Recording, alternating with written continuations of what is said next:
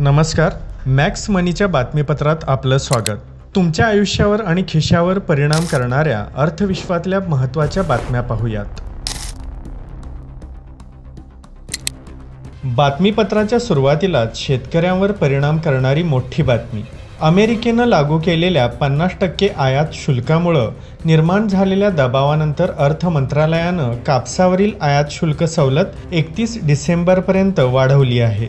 या निर्णयामुळे कापड उद्योगाला दीर्घकालीन आयात करार करण्यास मदत होणार आहे। मात्र दुसरीकडे या निर्णयाचा फटका कापूस उत्पादक शेतकऱ्यांना बसण्याची शक्यता आहे। ऑक्टोबरपासून कापसाच्या हंगामाला सुरुवात होणार आहे। अशा परिस्थितीत कापसावरील आयात शुल्क कायम राहिल्यास परदेशी कापसाची किंमत ही देशांतर्गत कापसाच्या किमतीपेक्षा कमी असणार आहे। त्यामुळे स्थानिक कापसाच्या दरावर त्याचा परिणाम होईल अशी भीती व्यक्त केली जात आहे। भारत अमेरिका व्यापार संबंधामध्ये तणाव वाढत असताना अमेरिकेचे राष्ट्राध्यक्ष डोनाल्ड ट्रम्प यांचे मुख्य व्यापार सल्लागार पीटर नॅवारो यांनी मोठं विधान केलं आहे। भारताने सहकार्य केल्यास 25% शुल्क कपात मिळू शकते असे विधान नॅवारो यांनी केलंय। अमेरिकेने अलीकडेच भारतावर 50% आयात शुल्क लावल्यानं भारतातील कापड, पोलाद आणि काही कृषी उत्पादन उद्योगांना मोठा फटका बसण्याची भीती आहे। उद्योग क्षेत्रातील नोकऱ्यांवर परिणाम होण्याचीही शक्यता वर्तवली जात आहे। अनेक वस्त्रोद्योग कंपन्यांनी आपलं उत्पादन थांबवलंय। आता बातमी शेअर बाजाराची। केंद्रीय मंत्री नितीन गडकरी यांचा मुलगा निखिल गडकरी यांच्या CIAN agro industries and infrastructure limited या कंपनीने आर्थिक वर्ष 2025-26च्या पहिल्या तिमाहीत म्हणजेच एप्रिल ते जूनमध्ये अभूतपूर्व कामगिरी केली आहे।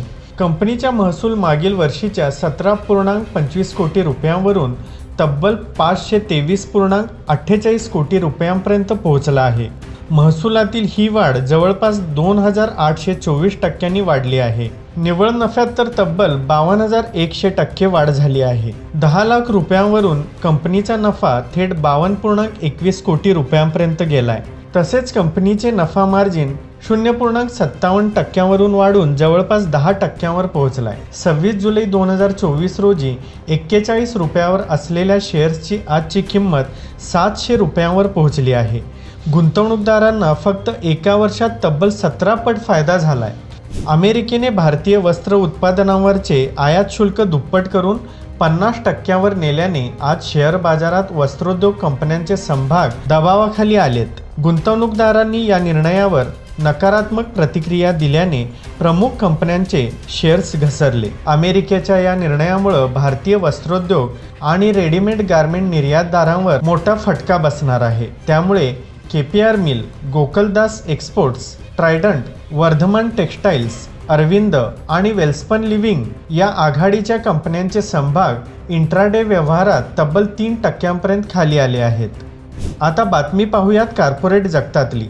खाद्यतेल क्षेत्रातील अग्रगण्य कंपनी विल्मार इंटरनॅशनलने अडानी विल्मार लिमिटेडच्या ॲग्री बिझनेस विभागातील 20% हिस्सेदारी खरेदी करण्याचा प्रस्ताव मांडला आहे। यासाठी कंपनीनं स्पर्धा आयोगाकडे परवानगी मागितली आहे। या व्यवहाराची किंमत जवळपास 7,150 कोटी रुपये एवढी आहे। विल्मार आणि अडानी समूह यांचा संयुक्त व्यवसाय असलेली अडानी विल्मार ही कंपनी फॉर्च्यून ब्रँड अंतर्गत खाद्यतेल बाजारात अग्रेसर मानली जाते। मॅक्स मनीच्या बातमीपत्रात इथंच थांबूयात। पाहत रहा मॅक्स महाराष्ट्र।